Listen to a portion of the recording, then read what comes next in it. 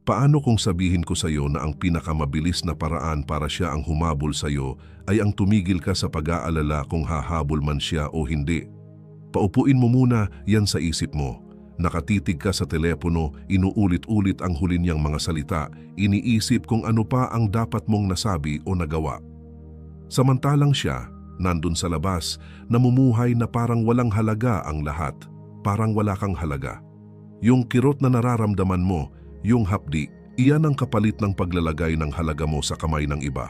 Pero eto ang twist, pwede mong baliktarin, pwede mong ipadama sa kanya ang bawat patak ng pagkawala mo. Pwede kang maging sobrang panatag, sobrang buo at matatag, hanggang sa ang simpleng kuryosidad niya ay maging pagkahumaling. Hindi sa pamamagitan ng paghahabol, hindi sa pagsusumamo, kundi sa pagiging lalaking hinding-hindi niya inakalang kakayanin mong maging. Hindi ito laro. Ito ay tungkol sa stoicism, ang pagiging may-ari ng sariling emosyon. Isang pananaw na sobrang bihira, sobrang magnetiko, na kaya nitong baliktarin ang dinamika. Dahil ang lalaking hindi niya kailangan ay siyang lalaking hindi niya kayang balewalain. Nandito ka hindi para muling makuha siya. Nandito ka para muling makuha ang sarili mo. At sa paggawa noon, siya ang mauuwi sa pag-iisip kung ano ang nawala sa kanya. Una, emosyonal na katahimikan, ang lakas ng hindi pagtugon.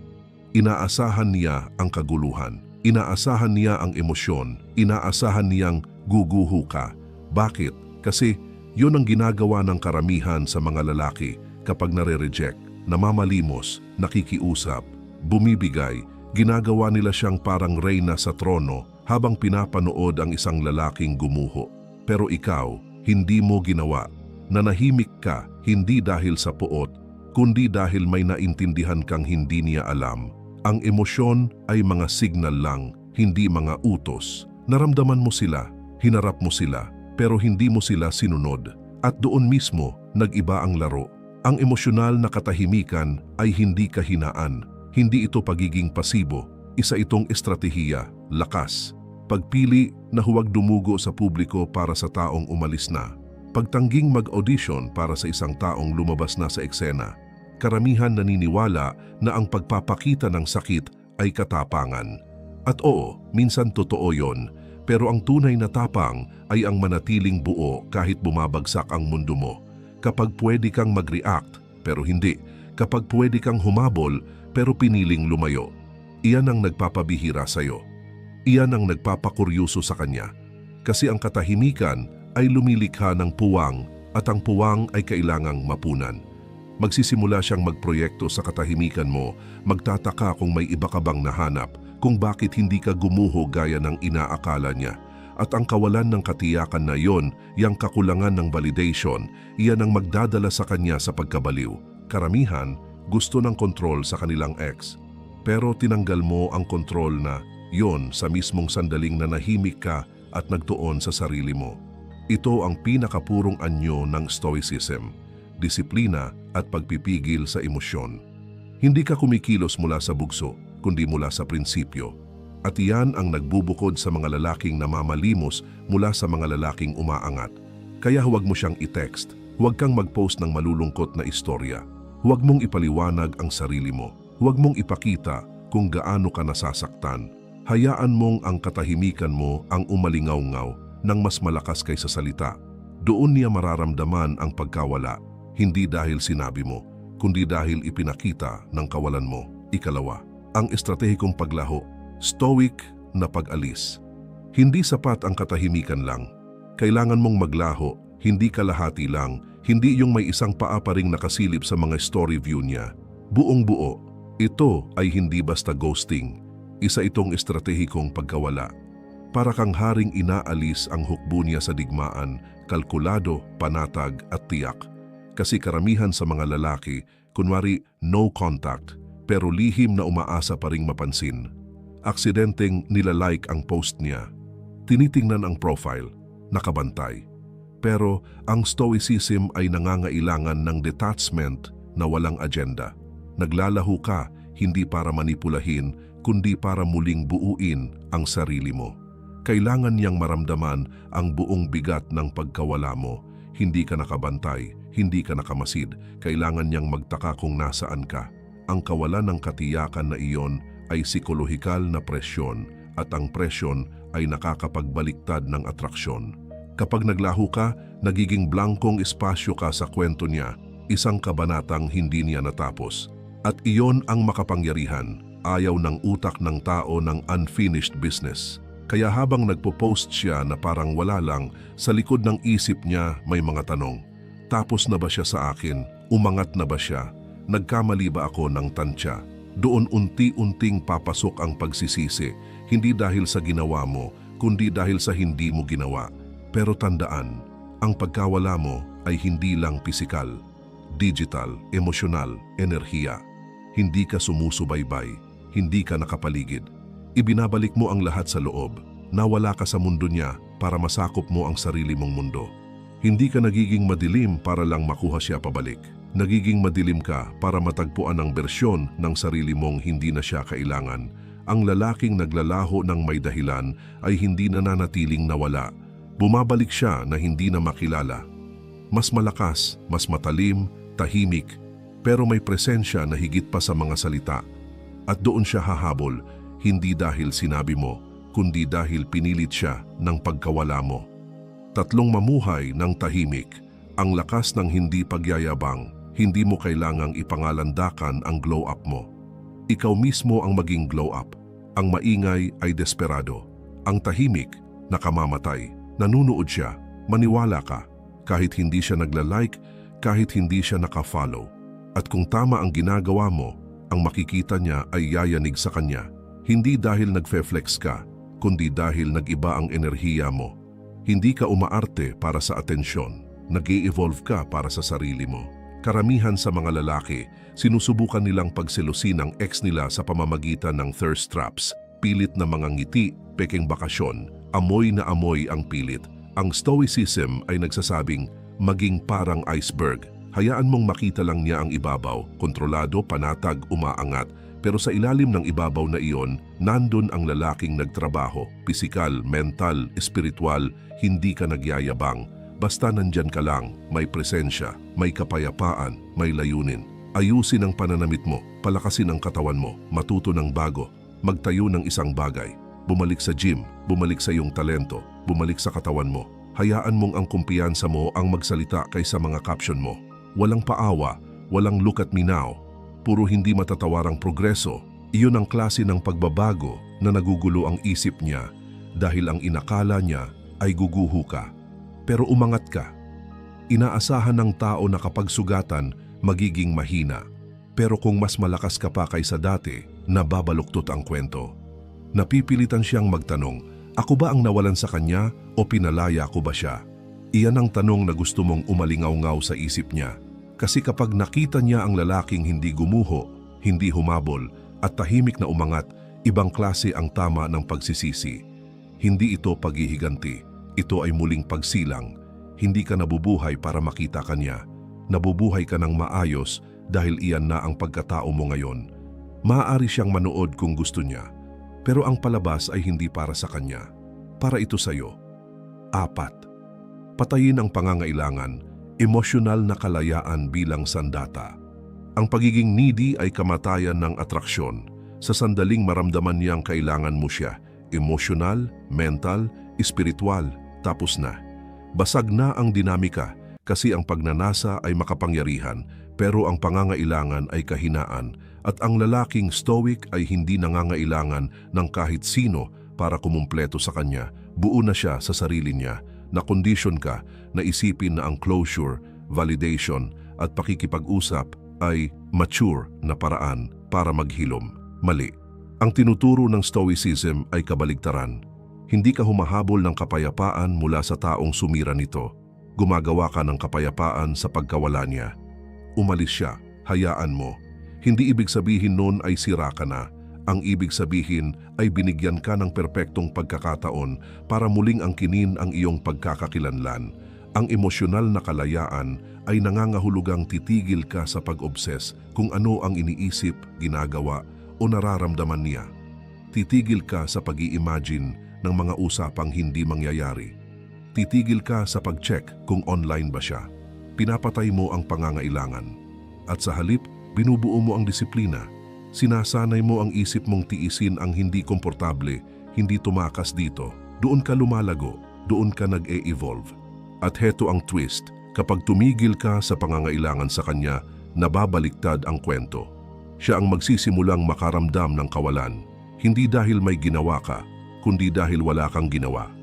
At ang kawalan, kapag may kasamang tahimik na paninindigan, ay mas malakas pa sa libong text na I miss you. Ipinapakita nito ang respeto sa sarili. Ipinapakita nitong tapos na. At mas nakakaapekto iyon sa kanya kaysa sa kahit anong pagtatangka mong ibalik siya. Nagiging kakit-akit ka hindi kapag pinipilit mong patunayan ang halaga mo, kundi kapag kumikilos ka na ang halaga mo ay hindi pwedeng tawaran. Iyan ang sandata. Iyan ang lamang mo. Hindi mo kailangan ang atensyon niya. Hindi mo kailangan ang sorry niya. Hindi mo kailangan kahit mapansin ka niya. Kailangan mo ang sarili mo. Lahat ng iba, optional lang. Panglima, isulat muli ang iyong pagkakakilanlan, maging lalaki na hindi niya kayang hulaan. Akala niya kilala ka niya. Akala niya kaya niyang hulaan ang susunod mong galaw. Kasi aminin natin, noong relasyon pa kayo, baka naging predictable ka. Baka lagi kang unang sumusuko. Baka palagi kang available, masyadong emosyonal, madaling basahin.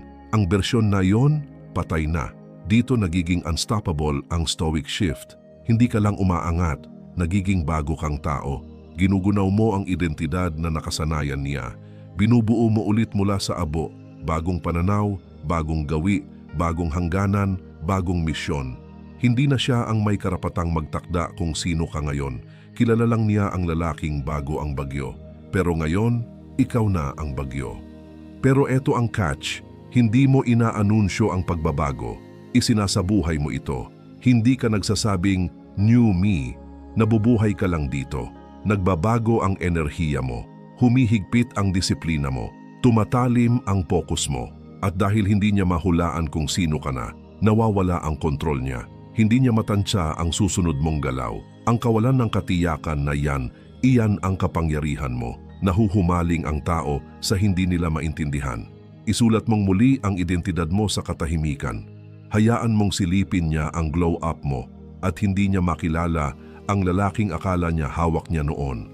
Maging sobrang angat, sobrang disiplinado sa emosyon, sobrang nakatutok sa layunin na hindi na niya alam kung paano ka kakausapin ulit.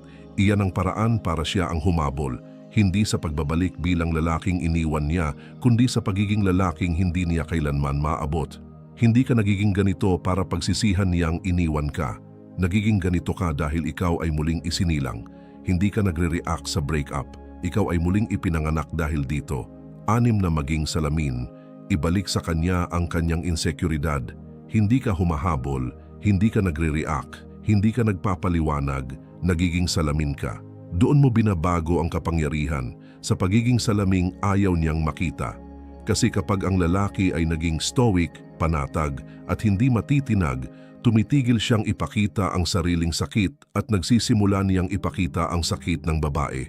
Hindi sa pamamagitan ng komprontasyon, kundi sa pamamagitan ng katahimikan. Matalino ang mga babae. Alam niya kapag nagbago ang enerhiya mo. Nararamdaman niya kapag hindi ka na naghahanap ng pag-apruba.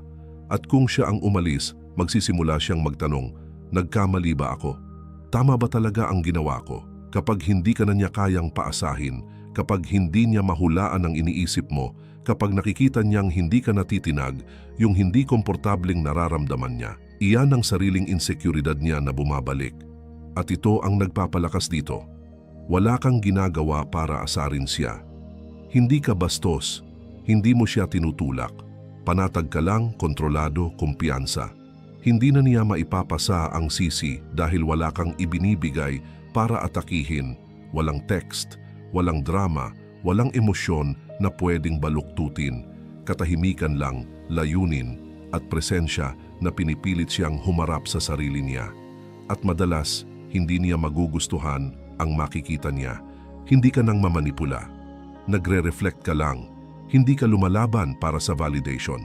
Ikaw mismo ang nagiging validation. Hindi ka na lalaki na nangangailangan ng atensyon niya. Ikaw ang lalaking sa simpleng pag-iral ay ipinapakita kung ano ang nawala sa kanya. Iyan ang malupit na ganda ng Stoicism. Pinipilit nitong harapin ng tao ang sariling kaguluhan nang hindi mo kailanman tinaasan ang boses mo. At kung bumalik man siya, hindi dahil nakiusap ka, kundi dahil hindi niya matakasan ang salamin na naging ikaw. Gusto ka niyang kalimutan, pero naging hindi ka malilimutan. 7. Baliktarin ang presyon. Hayaan mo siyang habulin ang multo. Akala niya nasa kanya lahat ng baraha. Akala niya hihintayin mo siya, laging handang mag-text, bukas ang puso, umaasang babalik siya. Hindi, binaliktad mo na. Ngayon siya na ang nagsi-check ng profile mo. Siya na ang nagtataka kung naka-move on ka na. Naging multo ka sa isip niya at ang mga multo nanggugulo. Dito bumibigay ang karamihan ng lalaki. Nararamdaman nila ang presyon. Gusto nilang makipag-ugnayan, mangumusta, muling buksan ang pinto. Pero yan mismo ang inaasahan niya.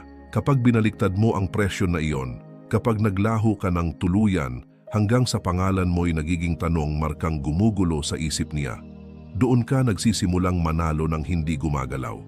Isipin mo ganito, ang atraksyon ay tensyon at ang presyon ang lumilikha ng tensyon. Kapag tumigil ka ng magbigay ng kahit ano para reaksyonan niya, walang atensyon, walang validation, walang emosyonal na pagtagas, siya ang magsisimulang makaramdam ng bigat. Hindi dahil nilalaro mo siya, kundi dahil tapos ka na sa laro, nakatuon ka, hiwa-hiwalay ka na.